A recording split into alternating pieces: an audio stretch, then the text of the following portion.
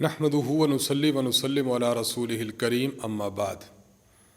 मरकज़ अहलुस सुन्नत वल जमात सरगोदा पाकिस्तान से आपके सवालात के जवाबात के लिए हाज़िर खिदमत हैं।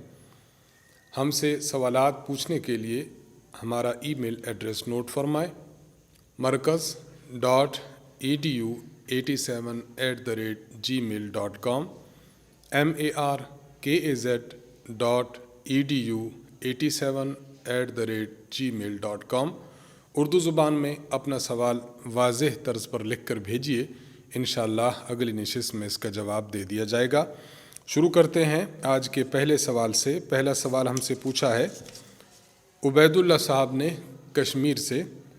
आप सवाल पूछते हैं, मुफ्ती साहब क्या रोज़ा की हालत में कोरोना वैक्सीन लगाना जायज़ है या नहीं? देखिए, कोरोना वैक्सीन लगाने से रोज़ा नहीं टूटता। इस बारे में एक उसूल समझ लीजिए कि ड्रिप लगाने से, इसी तरह इंजेक्शन लगाने से, चाहे वो इंजेक्शन मसल का हो चाहे वो वेन का हो, किसी किस्म का इंजेक्शन लगाने से रोज़ा फासिद नहीं होता। कोरोना वैक्सीन भी इंजेक्शन के तौर पर लगाई जाती है, इसलिए इसके लगाने से भी रोज़ा फासिद नहीं होगा। मोहम्मद नसरुल्लाह साहब रियाज़ सऊदी अरब से आप सवाल करते हैं, मैं आजकल सऊदी अरब में मुकीम हूँ। मैं पाकिस्तान फ़ितराना भेजना चाहता हूँ, तो मैं किस मुल्क के एतबार से कीमत का तयन करूँ, सऊदी अरब के एतबार से या पाकिस्तान के एतबार से? देखिए, इस बारे में मुस्तहब, बेहतर और अच्छा अमल ये है कि इन दोनों ममालिक में से जिस मुल्क में फ़ितराना की रकम ज़्यादा हो, मसलन सऊदी अरब के एतबार से फ़ितराना दिया जाए तो वो बनता है 500 या 1000 या 2000, और पाकिस्तान के एतबार से इससे कम बनता है। तो सऊदी अरब में एक फ़ितराना 2000 का है, पाकिस्तान में वही फ़ितराना मसलन अर्ज़ करता हूँ 400 का है, 800 का है, 1200 का है। तो दोनों जगहों में जहाँ फ़ितराना की रकम ज़्यादा बनती हो, वहाँ का एतबार करके फ़ितराना दूसरे मुल्क में भेजा जाए तो ये मुस्तहब और अच्छा अमल है। लेकिन अगर कोई शख्स इन दोनों में से किसी का तयन करता है, मसलन वो 500 वाले का तयन करता है 2000 को छोड़कर कि पाकिस्तान में 500 है, तो इसकी भी गुंजाइश है, लेकिन ये बेहतर नहीं है। एक इंसान बैरून ममालिक में है, अगर वो कमा रहा है और वहाँ पर उसका अच्छा खासा रोज़गार है, तो उसे ख़ुद ये बात महसूस करनी चाहिए कि मैं एक और मुल्क में जब फ़ितराना भेज रहा हूँ तो वो रकम भेजूँ कि जो रकम महसूस हो कि शख्स बैरून मुल्क में काम कर रहा है, यानी उसे अपने मुल्क के कीमत का एतबार करना चाहिए। तो अफजल यही है कि दोनों ममालिक में से जिस मुल्क की कीमत ज़्यादा है उसका एतबार करे, और जायज़ सूरत यह है कि किसी भी मुल्क की कीमत का एतबार किया जा सकता है। मोहम्मद आबिद अली साहब कराची से आप सवाल पूछते हैं, मैं इतिकाफ़ बैठना चाहता हूँ, मुझे इसके मुकम्मल अहकाम और उसमें क्या करना चाहिए और क्या नहीं, सारी तफसील बता दें, जज़ाकल्लाहु खैरा। मुकम्मल अहकाम के लिए आप उस्ताद मोहतरम की किताब है इतिकाफ़ कोर्स, आप इतिकाफ़ कोर्स हमारे अहनाफ मीडिया सर्विसेज के पेज से भी डाउनलोड कर सकते हैं। इसी तरह हमारी वेबसाइट www.ahnafmedia.com वहाँ से भी डाउनलोड कर सकते हैं। इस किताब को डाउनलोड कर लीजिए। इतिकाफ़ के फ़ज़ाइल, मसाइल, इतिकाफ़ में क्या करना चाहिए, क्या नहीं करना चाहिए, किन चीज़ों से इतिकाफ़ टूट जाता है, किन से मकरूह होता है और कौन सी सूरतों में बाकी रहता है, ये तमाम तर मसाइल उस्ताद मोहतरम ने इतिकाफ़ कोर्स में लिख दिए हैं।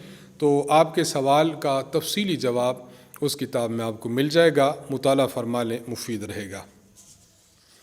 मोहम्मद उमर साहब दुबई से आप सवाल करते हैं, मेरा सवाल ये है कि रोज़ा में मैंने भूल कर स्टीम ले ली, मुझे मालूम नहीं था कि इससे रोज़ा टूटेगा या नहीं, अब मेरे रोज़े का क्या हुक्म है, मुत्तले फरमाएँ, जज़ाकुमुल्लाहु खैरा व अहसनल जज़ा।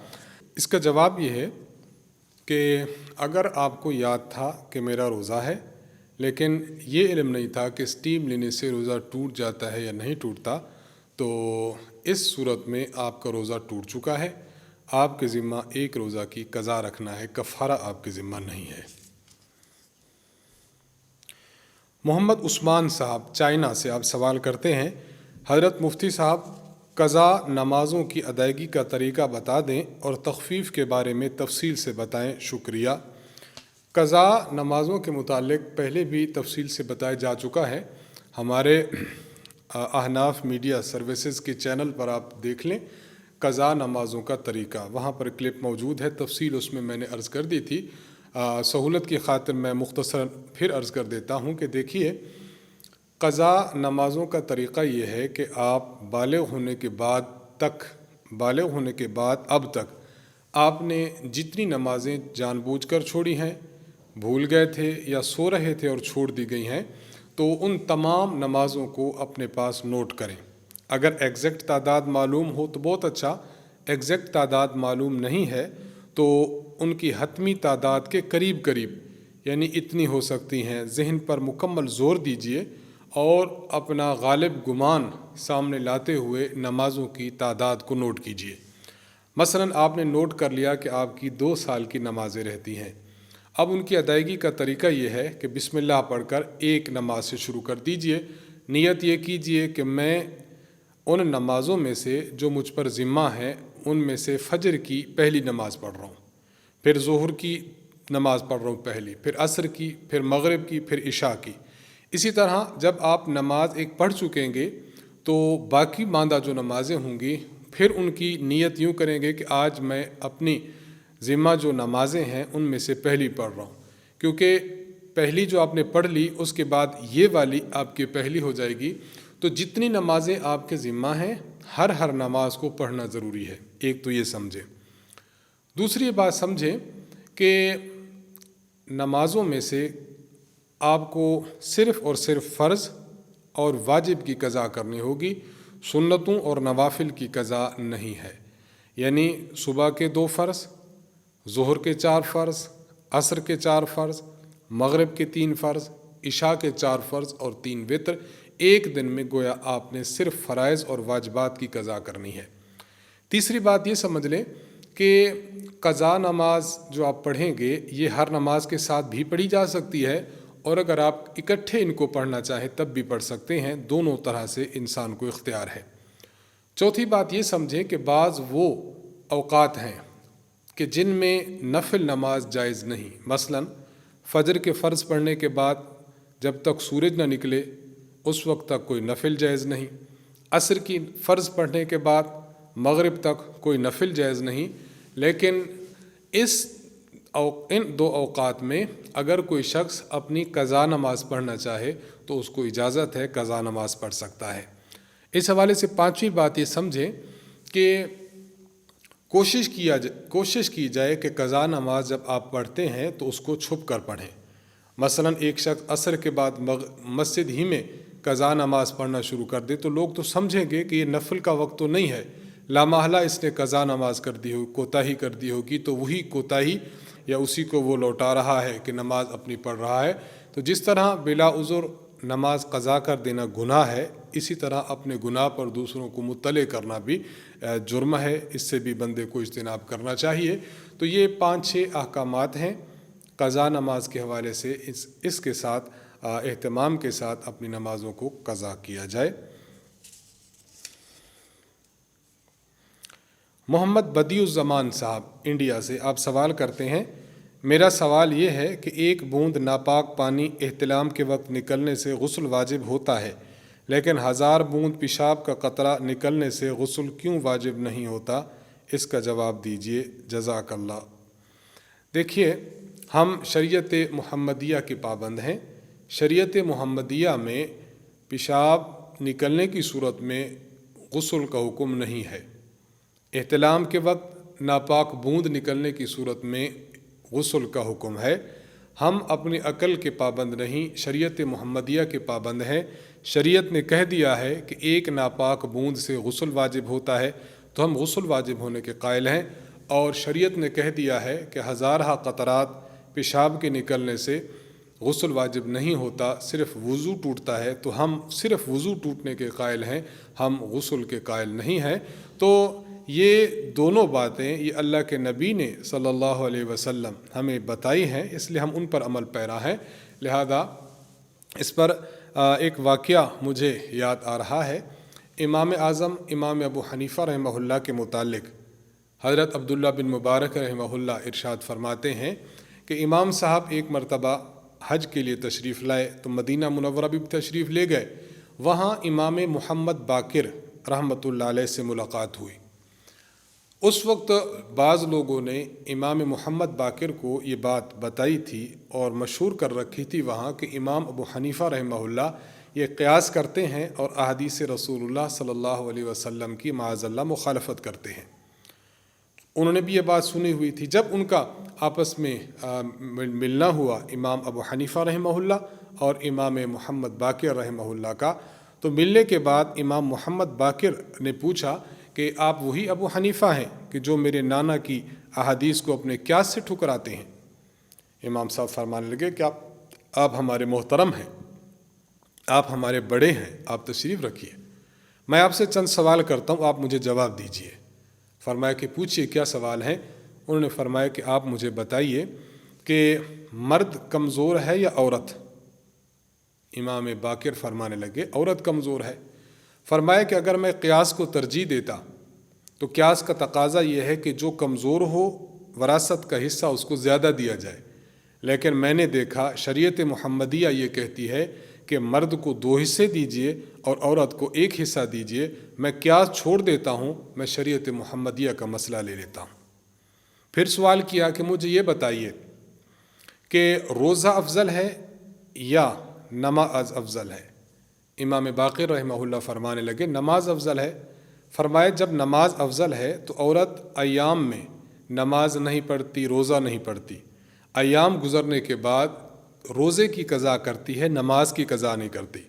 اگر میں صرف قیاس ہی کو ترجیح دیتا تو میں یہ کہتا کہ عورت افضل عبادت کی قضا کرے، یعنی نماز کی قضا کرے، روزے کی نہ کرے، لیکن احادیث مبارکہ کے پیش نظر میں وہی مسئلہ بتاتا ہوں جو حدیث میں ہے۔ تیسرا مسئلہ پوچھا کہ مجھے یہ فرمائیے کہ پیشاب زیادہ غلیظ ہے یا ناپاک قطرہ، یہ جو احتلام کے وقت ہے منی کا؟ تو امام باقر رحمہ اللہ فرمان لگے کہ پیشاب، کیونکہ وہ زیادہ پھیلاؤ میں بھی زیادہ ہوتا ہے اور مقدار میں بھی زیادہ ہے۔ تو امام ابو حنیفہ رحمہ اللہ فرمانے لگے کہ اگر میں اپنے قیاس سے مسئلے بتاتا تو میں یہ فتویٰ دیتا کہ منی کے نکلنے سے غسل واجب نہیں ہوتا، پیشاب کے نکلنے سے غسل واجب ہوتا ہے۔ میں قیاس کو چھوڑ رہا ہوں صرف حضرت صلی اللہ علیہ وسلم کی حدیث مبارک کی وجہ سے۔ جب یہ بات آپ نے فرمائی تو امام محمد باقر اٹھے اور امام صاحب کی پیشانی کو بوسہ دیا۔ یہ واقعہ عرض کرنے کا مقصد یہ ہے کہ دیکھیے بظاہر جو بات بھی ہو یہ ہماری عقل ہے، لیکن شریعت محمدیہ یہ بات کہتی ہے کہ ناپاک قطرہ نکلے ایک تو اس سے غسل ہے، اور ہزارہا پیشاب کے قطرے نکلیں تو اس پر صرف وضو ہے، غسل نہیں ہے۔ ہم شریعت محمدیہ کے مطابق عمل کریں گے۔ امید ہے اس جواب سے آپ کا اطمینان ہو چکا ہوگا۔ محمد عبیدہ لکھنؤ انڈیا سے آپ سوال کرتے ہیں مفتی صاحب سحری کا وقت ختم ہونے کے بعد فجر کی اذان کتنی دیر بعد دینی چاہیے؟ جزاک اللہ خیرہ۔ دیکھیے جب یقین ہو جائے کہ صبح صادق ہو چکی ہے، صبح صادق ہونے کے بعد صبح کی اذان، فجر کی اذان دی جا سکتی ہے۔ احتیاط کریں تو بہتر ہے کہ ہمارے جو پاس جو کیلنڈرز ہوتے ہیں وہاں پر جو ایگزیکٹ ٹائم ہوتا ہے، اگر وہ کیلنڈر ایکوریٹ بنا ہوا ہے اس پر جو ایگزیکٹ ٹائم ہے طلوع فجر کا اس کے 2-3 منٹ بعد دی جائے۔ اگر زیادہ احتیاط کرنا چاہیں تو 5 منٹ بعد دے سکتے ہیں، اور اس سے بھی اگر تاخیر کرنا چاہیں تو تاخیر کی جا سکتی ہے، لیکن سچویشن یہی ہے کہ اصل بنیاد یہ ہے کہ طلوع فجر یقینی طور پر ہو جائے تو اس کے بعد اذان دی جا سکتی ہے۔ محمد طاہر صاحب نے یو پی انڈیا سے سوال پوچھا ہے مفتی صاحب مسئلہ دریافت طلب یہ ہے کہ کیا جنازے کی نماز میں سلام پھیرتے وقت ہاتھ چھوڑنا ضروری ہے؟ بعض لوگ کہتے ہیں کہ جب دائیں جانب سلام پھیرے تو دایاں ہاتھ چھوڑ دے، اور جب بائیں جانب سلام پھیرے تو بایاں ہاتھ چھوڑ دے، اس میں صحیح کیا ہے اور غلط کیا؟ جزاک اللہ۔ دیکھیے اس بارے میں 3 روایات ہیں۔ میں ان تینوں روایات کو آپ کی خدمت میں پیش کرتا ہوں تاکہ پتہ چلے کہ اگر کوئی کسی اور روایت پر عمل پیرا ہے تو اس کو غلط نہیں کہنا چاہیے۔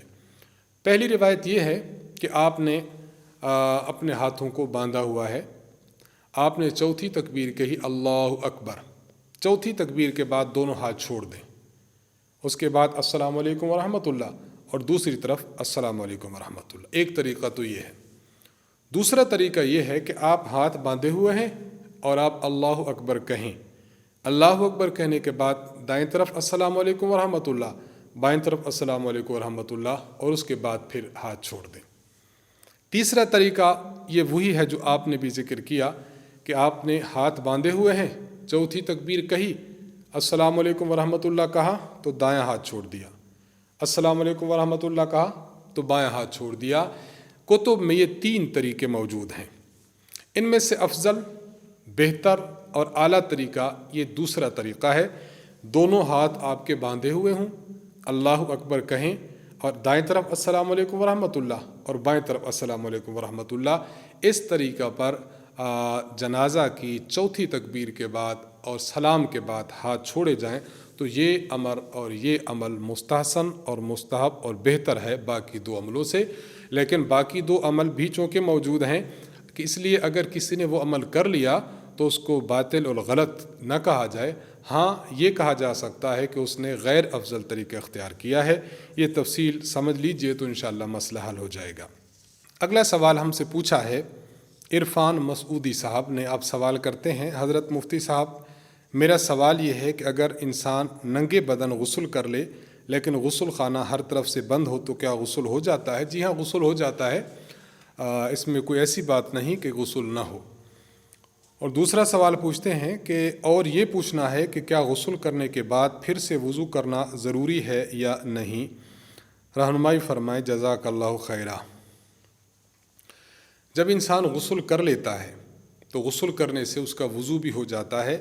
غسل کرنے کے بعد دوبارہ وضو کرنا یہ اسراف اور پانی کی فضول خرچی میں شامل ہوگا، اس سے بچنا چاہیے۔ صحیح حدیث ہے، سنن ابن ماجہ حدیث نمبر 579۔ حضرت عائشہ رضی اللہ تعالی عنہ ارشاد فرماتی ہیں کانا رسول اللہ صلی اللہ علیہ وسلم لا یتوضأ بعد الغسل، حضور بعد الغسل من الجنابہ، حضور علیہ الصلوۃ والسلام جب جنابت کا غسل کیا کرتے تھے تو اس کے بعد وضو نہیں فرماتے تھے۔ یہ اس بات کی دلیل ہے کہ غسل میں وضو ہو جاتا ہے، دوبارہ کرنا یہ درست نہیں ہے۔ محمد کلیم اللہ صاحب خانے وال سے آپ سوال کرتے ہیں روزہ کی حالت میں مسواک کیا، مسواک کا ایک ریشہ حلق میں اتر گیا، حالانکہ میرا ارادہ ہی نہیں تھا، بس بے اختیار ایسا ہوا، میرا روزہ رہا یا نہیں؟ مسواک کرتے ہوئے اگر کچھ ریشے گلے کے اندر خود بخود چلے جاتے ہیں تو روزہ فاسد نہیں ہوتا، آپ کا روزہ بحال ہی درست ہے۔ اور اگر انسان جان بوجھ کر اور عمدن ان ریشوں کو اپنے گلے میں لے جاتا ہے تو اب روزہ ٹوٹ جاتا ہے۔ محمد تابش صاحب ہندوستان سے، نیو دہلی ہندوستان سے آپ سوال کرتے ہیں مفتی صاحب ہمارے یہاں ہندوستان میں جگہ جگہ ریاستوں میں لاک ڈاؤن لگا ہوا ہے، میرا سوال یہ ہے کہ میرے گھر کے سامنے یعنی 10 یا 20 قدم پر مسجد ہے، اذان کی آواز صاف سنائی دیتی ہے، لیکن حکومت کی طرف سے مسجد میں بھیڑ لگانے سے منع کر دیا، اس وجہ سے ہم مسجد جانے کے بجائے کچھ ساتھی اپنے گھر ہی کے اندر جماعت بنا کر نماز پڑھ لیتے ہیں، کیا ہمیں جماعت بنانے کے لیے پہلے گھر کی اذان دینا ضروری ہے؟ دیکھیے، گھر کی اذان دینا ضروری نہیں ہے، جب آپ کے 10-20 قدم پر ہی اذان ہو چکی ہے تو وہی اذان کافی ہے۔ ہاں، اگر آپ نے نماز پڑھنی ہے تو اقامت صرف کہہ دی جائے۔ سمیہ ساجن صاحبہ انڈیا سے آپ پوچھتی ہیں مفتی صاحب میں انڈیا سے ہوں، پوچھنا یہ ہے کہ ہمارے ہاں کتنے مال پر زکوٰۃ واجب ہوگی؟ یہ تو مقامی علماء کرام اور مقامی مارکیٹ سے چاندی کا ریٹ پوچھ کر ہی طے کیا جائے۔ میں عرض کر دیتا ہوں 4 قسم کا مال ہو یا ان میں سے بعض قسمیں ہوں، سونا جس شیپ میں بھی ہو، چاندی جس شیپ میں بھی ہو، نقدی رقم جس شیپ میں بھی ہو، چاہے ڈالر ہوں، چاہے آپ کے ہندوستانی روپے ہوں، چاہے ریال ہوں، اور نمبر 4 مال تجارت، ایسی رقم، ایسا مال چاہے وہ مشینری ہے یا چاہے وہ پلاٹ ہے، پلازا ہے، دکان ہے، اپارٹمنٹ ہے، کچھ بھی ہے، کوئی چیز آپ نے خریدی، اس نیت سے خریدی کہ آپ اس کو آگے بیچ دیں گے، اور زکوٰۃ کی ادائیگی کی ڈیٹ آنے تک آپ کی نیت وہ موجود بھی ہو، ان 4 چیزوں کی مالیت کو جمع کیجئے۔ اگر ان کی مالیت اور قیمت 52.5 تولہ چاندی کی قیمت کے برابر ہوتی ہے تب آپ پر زکوٰۃ فرض ہے۔ بس آپ مارکیٹ میں کسی کو بھیج کر پتہ کرا لیجئے کہ 52.5 تولہ چاندی کی مارکیٹ ویلیو کیا ہے، جتنی مارکیٹ ویلیو ہوگی یہ آپ کے ہندوستان کا نصاب ہوگا۔ دوسری بات پوچھ رہی ہیں، کیا کفارہ کا پیسہ ایک عورت کو اکٹھا دیا جا سکتا ہے یا نہیں؟ اگر ہم نے اس طرح ایک ہی عورت کو دے دیا تو کیا کفارہ ادا ہو جائے گا یا نہیں؟ دیکھیے، کفارہ کا جو پیسہ ہے، ایک بندہ روزہ نہیں رکھ سکتا، اللہ اکبر، ایک بندے نے روزہ توڑ دیا تو 60 روزے مسلسل رکھنا اس پر واجب ہے۔ اگر 60 مسلسل روزے رکھنے سے بھی وہ قاصر ہے تو اب وہ کفارہ کے پیسے دے دے گا، یعنی ایک روزے کا کفارہ ایک صدقۃ الفطر اور فطرانہ کے برابر ہے۔ محترمہ سمیہ ساجن صاحبہ نے جو سوال پوچھا ہے کہ کسی بندے پر کفارہ واجب ہے اور وہ 60 بندوں کو صدقۃ الفطر دینا ہوتا ہے تو وہ ایک ہی عورت کو دے سکتی ہیں۔ دیکھیے، اگر آپ نے ایک ہی دن اس ایک عورت کو دے دیا تو آپ کا ایک روزے کا جو ہے کفارہ تو سمجھے کہ ادا ہوگا، باقی جو 59 روزے ہیں ان کا جو ہے وہ آپ کو کفارہ دوبارہ دینا پڑے گا۔ گویا ایک عورت کو ایک دن کے حساب سے ایک ایک دن کر کے دیتے جائیں تب ٹھیک ہے۔ مثلا آپ نے جس عورت کو دینا ہے تو اس عورت کو ایک دن کا دیجئے، جب دوسرا دن آئے تو پھر دیجئے، تیسرا دن آئے تو پھر دیجئے، اس طرح 60 دن گزرتے جائیں تو ایک ایک دن کے اعتبار سے اس کو ایک صدقۃ الفطر کی مقدار دیتے جائیں تو ایک روزے کا کفارہ ایک روزے کے بدلے میں گویا کفارہ آپ کا یوں ادا ہوتا جائے گا۔ ہاں، اگر 60 مسکین ہیں اور 60 مسکینوں میں سے ہر مسکین کو ایک ایک بندے کے اعتبار سے پر پرسن آپ نے ایک صدقۃ الفطر دے دیا تو اب آپ کے 60 روزوں کا جو کفارہ تھا وہ یوں اس جنس کی صورت میں ادا ہو جائے گا۔ تو خلاصہ یہ نکلا کہ آپ نے 60 روزوں کا کفارہ اگر ایک ہی دن ایک عورت کو دے دیا تو وہ صرف ایک شمار ہوگا، 60 شمار نہیں ہوں گے۔ ایک آدمی بہت مالدار ہے اور اس کی زکوٰۃ لاکھوں میں نکلتی ہے، تو کیا وہ آدمی جسے زکوٰۃ دینی ہے اس کی شادی میں 3 یا 4 تولے سونا دے سکتا ہے؟ براہ مہربانی رہنمائی فرمائیں۔ محمد سلمان، گجرات، انڈیا سے۔ زکوٰۃ کی ادائیگی میں ایک بندے کو اتنی زکوٰۃ دی جائے کہ اس کا گزران بسران ہو سکے۔ ایک بندے کو زکوٰۃ کی اتنی اکٹھی رقم دے دینا کہ جس سے وہ صاحب نصاب بن جائے، اس طرح دینا مکروہ ہے۔ اگر آپ نے اس طرح دیا ہے کسی مالدار آدمی نے 3-4 تولے اکٹھے سونا تو یہ اس بندے کی زکوٰۃ ادا ہو جائے گی، اس میں تو کوئی شک نہیں، لیکن اس طرح اکٹھے دینا یہ مکروہ ہوتا ہے۔ محمد عرفان صاحب، تحصیل پسرور سے، آپ سوال کرتے ہیں، اگر امام نماز پڑھاتے ہوئے ایک سجدہ چھوڑ دے تو اس کا کیا حکم ہے؟ میں نے ایک جگہ مغرب کی نماز پڑھی جس میں امام نے ایک سجدہ چھوڑ دیا تھا، پیچھے سے مقتدیوں نے ان کو لقمہ دیا تو انہوں نے سجدہ سہو کر لیا اور امام کو یہ معلوم نہیں ہوا کہ اس نے سجدہ چھوڑا ہے، اس کا کیا حکم ہے؟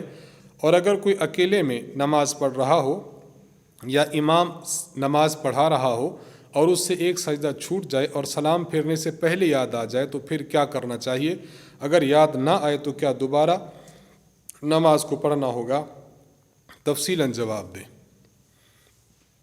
ایک بندہ نماز پڑھ رہا ہے، چاہے امام ہے چاہے منفرد اکیلا ہے، نماز پڑھ رہا تھا، مثلا میں عرض کرتا ہوں اس کو پہلی ہی رکعت میں یا دوسری رکعت کا ایک سجدہ کیا تھا اور ایک اس سے چھوٹ گیا، اس کو مثلا پہلی رکعت میں چھوٹا تھا، دوسری میں یاد آیا، تیسری میں یاد آیا، چوتھی میں یاد آیا، اس کو نماز کی جس رکعت میں اور جس مقام پر وہ سجدہ یاد آ جائے تو فوراً اس کو چاہیے کہ پہلے وہ سجدہ ادا کرے، اس کے بعد باقی ماندہ نماز کو اسی ترتیب سے ادا کرے۔ مثلا پہلی رکعت میں سجدہ چھوٹ گیا تھا، दूसरी रकत के रुकू में उसको याद आया कि मेरा सजदा छूटा है, तो फ़ौरन पहले सजदा कर ले, सजदा करने के बाद फिर रुकू में आ जाए।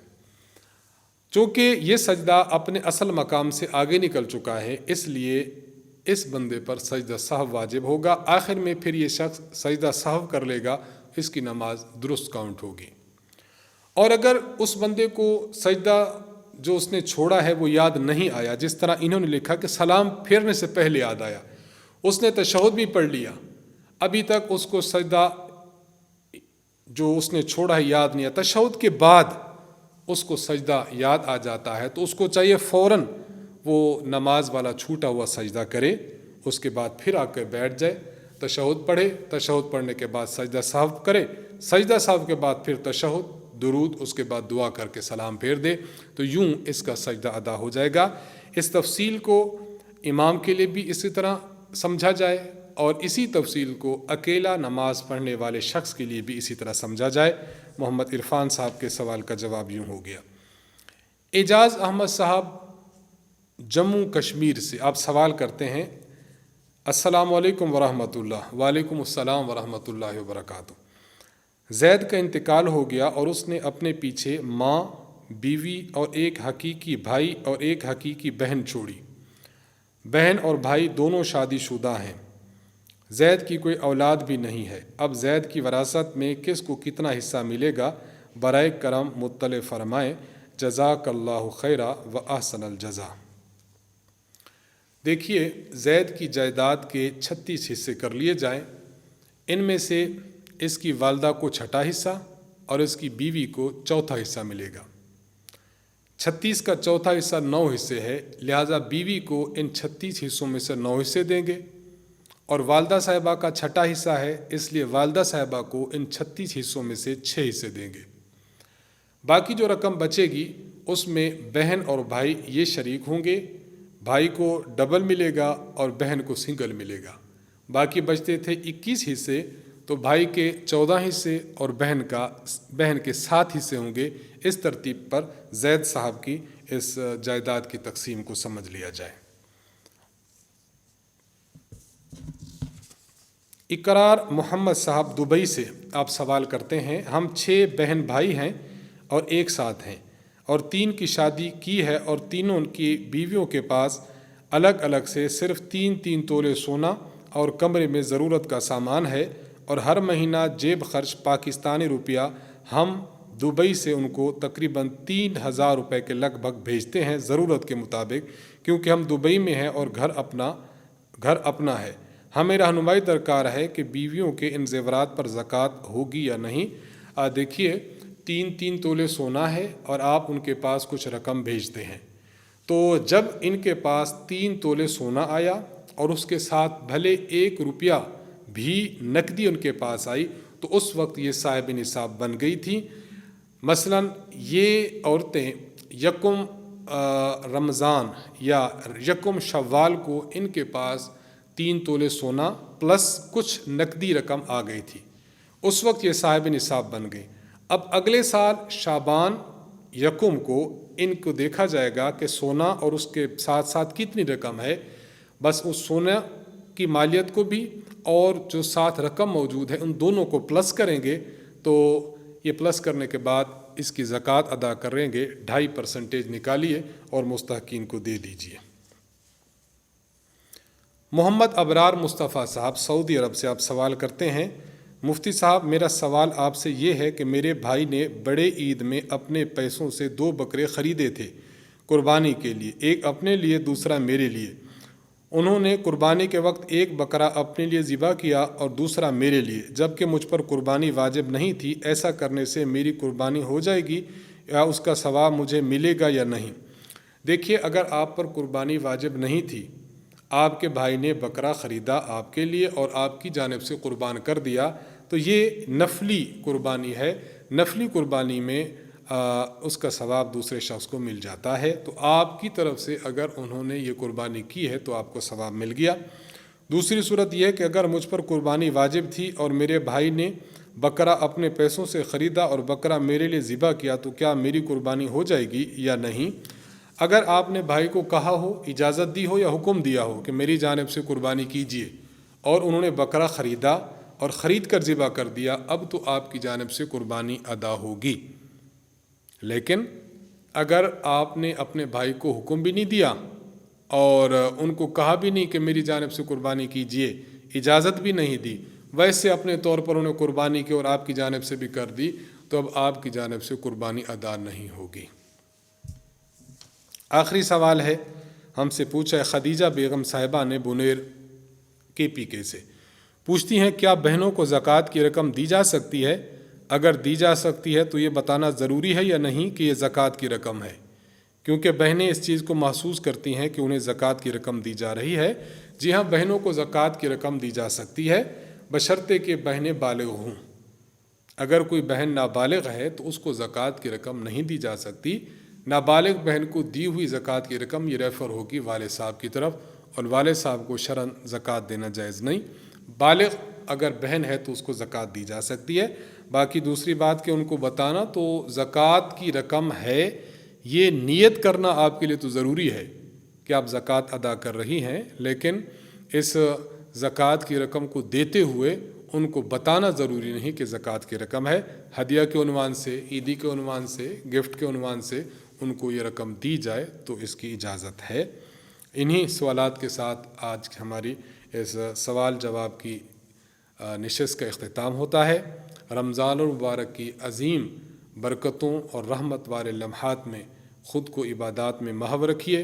مرکز اور ہمارے استاذ محترم حضرت متکلم اسلام مولانا محمد الیاس گھمن صاحب دامت برکاتہم کو، ہمارے تمام مدرسے کے اساتذہ اور اراکین اور عملہ کو اپنی خصوصی دعاؤں میں یاد رکھیے۔ وآخر دعوانا ان الحمد للہ رب العالمین۔ السلام علیکم ورحمۃ اللہ وبرکاتہ۔